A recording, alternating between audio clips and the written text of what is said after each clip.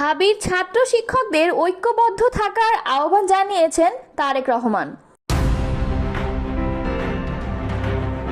সচিবালয়, এনবিআর কিংবা পোর্টেও বিপ্লব হবে বলে মনে করেন হান্নান মাসুদ।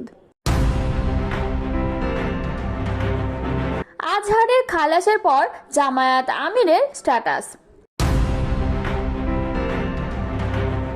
ষড়যন্ত্র রুখতে ঐক্যবদ্ধ থাকার আহ্বান জানিয়েছেন তারেক রহমান। এতক্ষণ শুনছিলেন সংবাদ শিরোনাম, এবারে বিস্তারিত। দর্শক, আপনি যদি আমাদের চ্যানেলে নতুন হয়ে থাকেন তাহলে আমাদের চ্যানেলটি সাবস্ক্রাইব করে কমেন্ট করে জানিয়ে দিন আপনি কোন জেলা থেকে আমাদের সংবাদ শুনছেন। সচিবালয়, জাতীয় রাজস্ব বোর্ড ও চট্টগ্রাম বন্দরের চলমান আন্দোলনকে ইঙ্গিত করে কড়া হুঁশিয়ারি দিয়েছেন এনসিপির জ্যেষ্ঠ যুগ্ম মুখ্য সমন্বয়ক আব্দুল হান্নান মাসুদ। তিনি বলেছেন, আজ সচিবালয়, এনবিআর কিংবা পোর্টে যারা স্ট্রাইক করেছেন তাদের বলছি বিপ্লব ওখানেও হবে। সোমবার বিকেলে সামাজিক যোগাযোগ মাধ্যমে ফেসবুকের নিজের ভেরিফাইড অ্যাকাউন্টে এক পোস্টে এই হুঁশিয়ারি দেন হান্নান মাসুদ। আন্দোলনকারীদের উদ্দেশ্যে তিনি আরও লিখেছেন, আপনারা দুর্নীতি আর লুটপাটের স্বাধীনতা চাচ্ছেন, কিন্তু 24 পরবর্তী সময়ে এটা আর পাবেন না। হাসিনার পুরো শাসন আমলের প্রতিটি গুম, খুন, দুর্নীতি, অর্থ পাচার সব কিছু সহযোগী আপনারা। ভাববেন না পার পেয়ে গেছেন। পুনশ্চ বলছি, পার পাওয়ার কোনো সুযোগ নেই। সরকারের উচিত অবিলম্বে এসব দুর্নীতিগ্রস্তকে অপসারণ করে নিরপেক্ষ কমিশনের মাধ্যমে তদন্ত করে ব্যবস্থা নেওয়া। সরকারি চাকরি আইন সংশোধন করে অধ্যাদেশ জারির প্রতিবাদে সচিবালয়ে আন্দোলন করছেন কর্মকর্তা কর্মচারীরা। অন্যদিকে এনবিআরকে ভাগ করে জারি করা রাজস্ব নীতি ও রাজস্ব ব্যবস্থাপনা অধ্যাদেশ 2025 বাতিলের দাবিতে আন্দোলন করে আসছিলেন এনবিআরের কর্মীরা। এর পরিপ্রেক্ষিতে সরকারের দাবি মানার আশ্বাস দিয়েছে। পরে রোববার রাতে কর্মসূচি প্রত্যাহার করেন এনবিআরের কর্মকর্তা কর্মচারীরা। তবে সংস্থাটির চেয়ারম্যানকে অপসারণের জন্য 3 দিন সময় বেঁধে দিয়েছে এই আন্দোলনের প্ল্যাটফর্ম এনবিআর সংস্কার ঐক্য পরিষদ। এদিকে চট্টগ্রাম বন্দরের নিউ মেরিন কন্টেইনার টার্মিনাল বিদেশিদের হাতে দেওয়ার সিদ্ধান্ত প্রতিবাদে আন্দোলন করেছে জাতীয়তাবাদী শ্রমিক দল।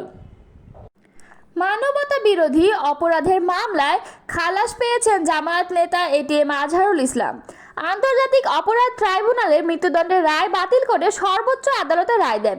রায়ের পর ফেসবুকে স্ট্যাটাস দিয়েছেন বাংলাদেশ জামায়াত ইসলামের আমির ডক্টর শফিকুর রহমান। মঙ্গলবার 27 মে নিজের ভেরিফাইড ফেসবুক আইডিতে একটি পোস্ট করেন। পোস্টে জামায়াত আমির ডক্টর শফিকুর রহমান লেখেন, আলহামদুলিল্লাহ, সুমা আলহামদুলিল্লাহ।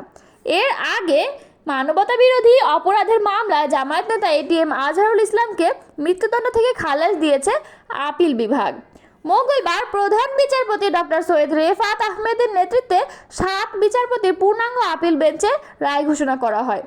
উল্লেখ্য, বৃহস্পতিবার সকালে মানবতা বিরোধী অপরাধের মামলায় মৃত্যুদণ্ডাদেশের বিরুদ্ধে জামায়াতে ইসলামের নেতা এটিএম আজহারুল ইসলামের আপিলের উপর দ্বিতীয় দিনের শুনানি শুরু হয়।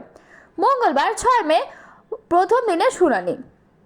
71-এ মুক্তিযুদ্ধ চলাকালে রংপুর অঞ্চলে বাড়িঘরে লুণ্ঠন ও অগ্নিসংযোগের মতো 9 ধরনের 6টি মানবতা বিরোধী অপরাধের অভিযোগ আনা হয়েছিল এটিএম আজহারের বিরুদ্ধে। 2014 সালের 30 ডিসেম্বর আন্তর্জাতিক অপরাধ ট্রাইব্যুনালের দেওয়া রায়ে 2 নম্বর, 3 নম্বর এবং 4 নম্বর অভিযোগে ফাঁসির দণ্ডাদেশ পান জামায়াতে ইসলামের তৎকালীন সহকারী সেক্রেটারি জেনারেল আজহারুল ইসলাম। এছাড়া 5 নম্বর অভিযোগে অপহরণ, নির্যাতন, ধর্ষণ সহ বিভিন্ন অমানবিক অপরাধের দায়ে 25 বছর ও 6 নম্বর অভিযোগে নির্যাতনের দায়ে 5 বছরের কারাদণ্ডাদেশ দেওয়া হয়। ট্রাইব্যুনালের রায়ের বিরুদ্ধে আপিলের শুনানির পরে 2019 সালের 31 অক্টোবর মৃত্যুদণ্ড বহাল রেখে ঘোষণা করেন তৎকালীন প্রধান বিচারপতি সৈয়দ মাহমুদ হোসেনের নেতৃত্বাধীনে 4 বিচারপতির আপিল বেঞ্চ। 2020 সালের 15 মার্চ আপিল বিভাগের রায়ের পূর্ণাঙ্গ অনুলিপি প্রকাশিত হয়। ওই রায়ের রিভিউ চেয়ে 2020 সালের 19 জুলাই আপিল বিভাগের সংশ্লিষ্ট আবেদন করেছিলেন এটিএম আজহারুল ইসলাম।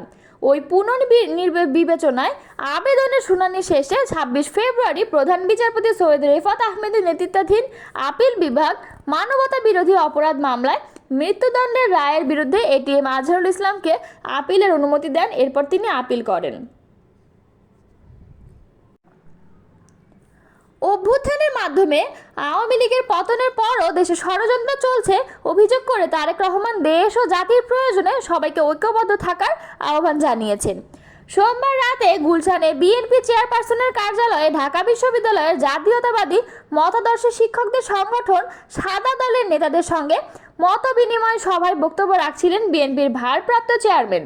সভায় ঢাকা বিশ্ববিদ্যালয়ের সাদা দলের আহ্বায়ক অধ্যাপক মোরশেদ হাসান খানের নেতৃত্বে প্রায় 1.5 শতাধিক শিক্ষকের একটি দল উপস্থিত ছিলেন।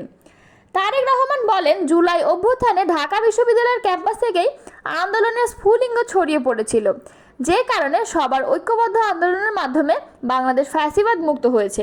তবে দেশ নিয়ে এখনও ষড়যন্ত্র চলছে। দেশে এখনও গণতন্ত্র ও ভোটাধিকার পুনঃপ্রতিষ্ঠিত হয়নি। তিনি বলেন, ঢাকা বিশ্ববিদ্যালয় বাংলাদেশের গণতান্ত্রিক সব আন্দোলনের সূতিকাগার।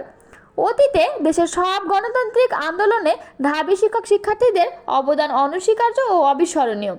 বৈঠকে উপস্থিত একাধিক শিক্ষক বলেন, দেশের সাম্প্রতিক নানা পরিস্থিতি নিয়ে খোলামেলা আলোচনা করে সাদা দলের শিক্ষকরা তারা ঢাকা বিশ্ববিদ্যালয় ক্যাম্পাসে ক্ষমতাচ্যুত শেখ হাসিনা সরকারের দুঃশাসনের চিত্র তুলে ধরেন এবং বিরোধী দলের শিক্ষক ও শিক্ষার্থীরা যে হয়রানির শিকার হয়েছেন সেগুলো বর্ণনা দেন। এছাড়া ভিন্ন মত দমনে আওয়ামী লীগ সমর্থিত ঢাবি প্রশাসন কিভাবে নিপীড়ন চালিয়েছে সেই বিবরণ তুলে ধরেন শিক্ষক নেতারা।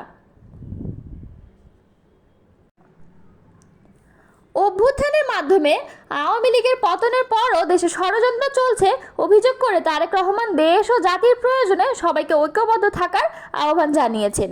সোমবার রাতে গুলশানে বিএনপি চেয়ারপারসনের কার্যালয়ে ঢাকা বিশ্ববিদ্যালয়ের জাতীয়তাবাদী মতাদর্শ শিক্ষকদের সংগঠন সাদা দলের নেতাদের সঙ্গে মত বিনিময় সভায় বক্তব্য রাখছিলেন বিএনপির ভারপ্রাপ্ত চেয়ারম্যান। সভায় ঢাকা বিশ্ববিদ্যালয়ের সাদা দলের আহ্বায়ক অধ্যাপক মোরশেদ হাসান খানের নেতৃত্বে প্রায় 1.5 শতাধিক শিক্ষকের একটি দল উপস্থিত ছিলেন। তারেক রহমান বলেন, জুলাই অভ্যুত্থানে ঢাকা বিশ্ববিদ্যালয়ের ক্যাম্পাস থেকেই আন্দোলনের স্ফুলিঙ্গ ছড়িয়ে পড়েছিল, যে কারণে সবার ঐক্যবদ্ধ আন্দোলনের মাধ্যমে বাংলাদেশ ফ্যাসিবাদ মুক্ত হয়েছে। তবে দেশ নিয়ে এখনও ষড়যন্ত্র চলছে। দেশে এখনও গণতন্ত্র ও ভোটাধিকার পুনঃপ্রতিষ্ঠিত হয়নি। তিনি বলেন, ঢাকা বিশ্ববিদ্যালয় বাংলাদেশের গণতান্ত্রিক সব আন্দোলনের সূতিকাগার। অতীতে দেশের সব গণতান্ত্রিক আন্দোলনে ঢাবি শিক্ষক শিক্ষার্থীদের অবদান অনস্বীকার্য ও অবিস্মরণীয়। বৈঠকে উপস্থিত একাধিক শিক্ষক বলেন, দেশের সাম্প্রতিক নানা পরিস্থিতি নিয়ে খোলামেলা আলোচনা করে সাদা দলের শিক্ষকরা তারা ঢাকা বিশ্ববিদ্যালয় ক্যাম্পাসে ক্ষমতাচ্যুত শেখ হাসিনা সরকারের দুঃশাসনের চিত্র তুলে ধরেন এবং বিরোধী দলের শিক্ষক ও শিক্ষার্থীরা যে হয়রানির শিকার হয়েছেন সেগুলো বর্ণনা দেন। এছাড়া ভিন্ন মত দমনে আওয়ামী লীগ সমর্থিত ঢাবি প্রশাসন কিভাবে নিপীড়ন চালিয়েছে সেই বিবরণ তুলে ধরেন শিক্ষক নেতারা।